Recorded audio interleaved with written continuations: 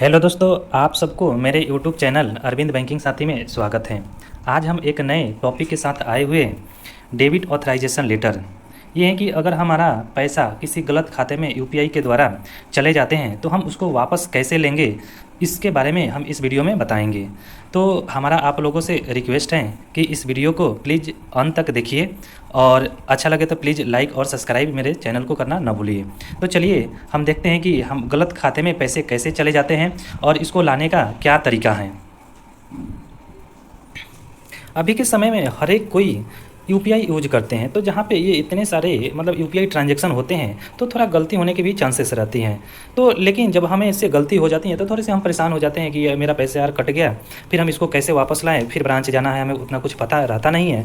तो इस वीडियो के माध्यम से हम यही बताएंगे कि ये इसका क्या सही प्रोसेस है और क्यों होते हैं।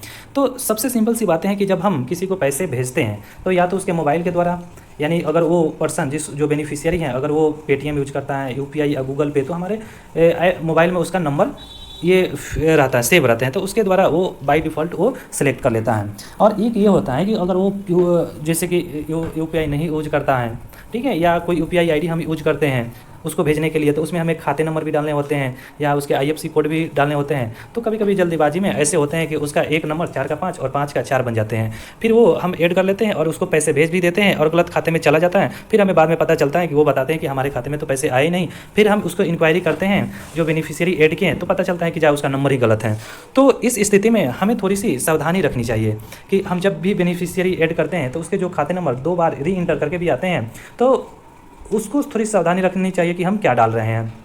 चलिए मान लेते हैं कि वो गलत खाते में चल ही गया, तो फिर उसको वापस लाने की जो प्रक्रिया है वो कैसे हैं। तो ज़्यादातर हम केस में ये देखते हैं कि अगर एक डिजिट जो अकाउंट नंबर है, एक डिजिट इधर उधर हो गया है, तो वो सेम बैंक में ही जाते हैं और उसमें भी सेम ब्रांच में ही जाते हैं जो पैसे हैं।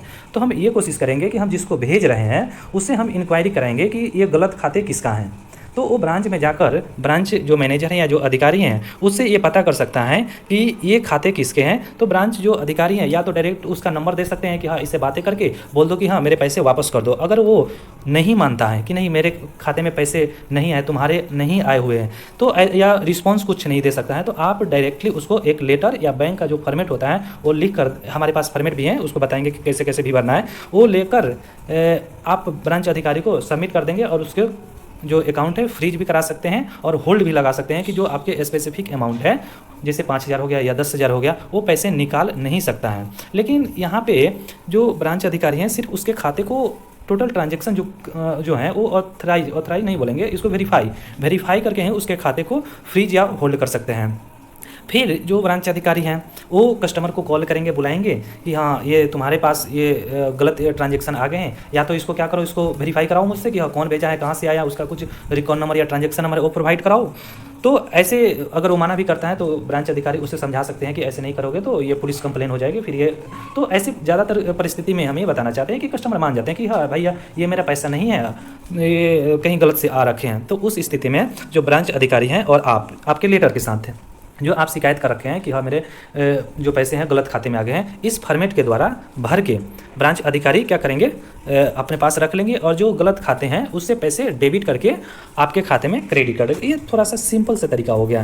तो ये ज़्यादा तामझाम वाले नहीं है कि सेम ब्रांच में गया या सेम बैंक में गया तो उतने परेशानी नहीं है। लेकिन कभी कभी ऐसे भी हो जाते हैं कि हम यूपीआई के द्वारा पता नहीं रहता कि जो यूपीआई आईडी है किस बैंक के साथ वो रजिस्टर्ड है। जैसे मान लेते हैं केनरा है और कोई एचडीएफसी में चला गया, स्टेट बैंक में चला गया या कोई और बैंक में चला गया, तो फिर वहाँ पे थोड़ी परेशानी हो जाती है। तो इस स्थिति में हम क्या करेंगे, अपना लेटर लेके, अगर मान लेते हैं कि हमारा होम ब्रांच में नहीं रहते, हम कहीं और रहते हैं, तो उस ब्रांच की कोई भी शाखा हो, मान लो केनरा ही बैंक है, केनरा बैंक की किसी भी शाखा में जाके वो लेटर हम ब्रांच अधिकारी या मैनेजर को सबमिट करके ये कंप्लेन कर सकते हैं कि हाँ इस गलत खाते में मेरा पैसा चला गया है, इसको मुझे रिकवर करने हैं, लेने हैं। तो इस परिस्थिति में जो वहाँ का ब्रांच अधिकारी है उस कंप्लेन को, जो वहाँ के कंप्लेन को लेकर वहाँ के जो लोकल बैंक है ना, मान लेते हैं कि स्टेट बैंक से वो कांटेक्ट कर सकते हैं या किसी अधिकारी को भेज सकते हैं कि हाँ इस खाते को इंक्वायरी कीजिए कि इसमें गलत ट्रांजैक्शन आया। वहाँ से वो इन्फॉर्मेशन कस्टमर का ले सकते हैं जिस खाते में गलत ट्रांजैक्शन गया है।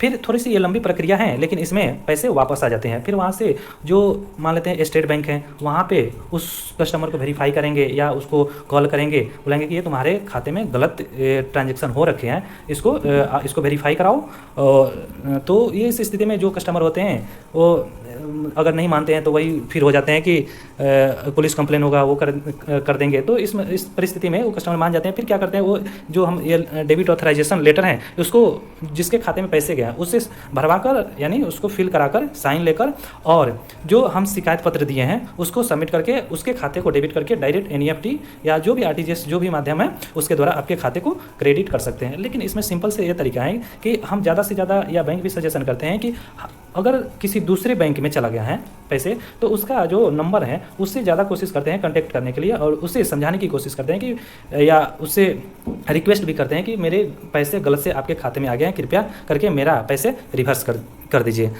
तो इस वीडियो में हम पूरे वीडियो में ये बताने की कोशिश किए हैं कि अगर गलत ट्रांजैक्शन हो जाते हैं तो ये कोई असंभव या बड़ी परेशानी वाली चीज़ नहीं है कि नहीं होंगे। इसका जैसे मतलब सिंपल से तरीके हैं कि अगर हम स्टेप बाय स्टेप उसके जो रूल एंड रेगुलेशन हैं उसको फॉलो करें तो ये हमारे पैसे रिकवर हो जाते हैं, लेकिन थोड़े से समय लगते हैं। अगर सेम बैंक या ब्रांच है तो जल्दी हो जाते हैं, लेकिन अदर बैंक में थोड़ी सी परेशानी बढ़ जाती है, लेकिन पैसे ज़रूर वापस आ जाते हैं।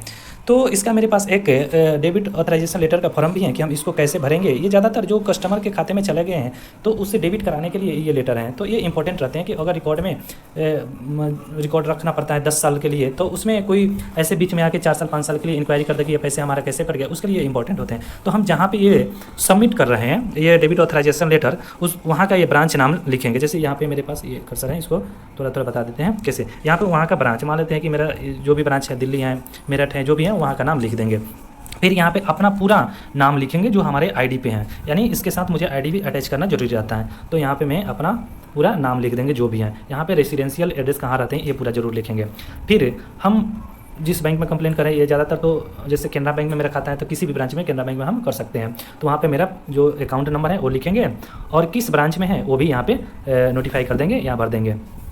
फिर आगे चलते हैं कि देखिए यहाँ पे आगे चलते हैं, देखिए यहाँ पे देखिए I understand that I have received an unauthorise credit, यानी मान लेते हैं कि हमारे खाते में गलती से 5,000 रुपये आ गया तो यहाँ पे 5,000 भर देंगे। ठीक है, कहता सेट अकाउंट ऑन, कहता अकाउंट ऑन जो डेट है यहाँ पे डेट भर, इस डेट में हमें प्राप्त हुए हैं। फिर उसके बाद कहता I understand that the sufficient balance shall be maintain in the said account to facilitate the debiting of the wrong credit. यहाँ पे कस्टमर नेम एंड सिग्नेचर, इसका ये मतलब है कि आप अगर निकाल भी लिए हैं ना पैसे तो आपको इस खाते में सफिशिएंट बैलेंस मेंटेन करना है कि आपके खाते को डेबिट करके जो सही खाते हैं या जिस खाते से आए हैं हम उस खाते में हम यहाँ पे रिवर्स कर सके ट्रांजैक्शन। तो ये चीज़ यहाँ पे साइन और उसके नाम और सिग्नेचर जरूरी हो जाते हैं। तो हम पूरे वीडियो में ये चीज़ बताने की कोशिश की कि अगर गलत खाते में पैसे चले जाए तो हम कैसे इसको रिकवर कर सकते हैं। तो हमें आशा है कि आप लोगों को ये वीडियो अच्छा लगा। प्लीज़ मेरे वीडियो को लाइक और सब्सक्राइब जरूर कीजिएगा। Okay, thank you.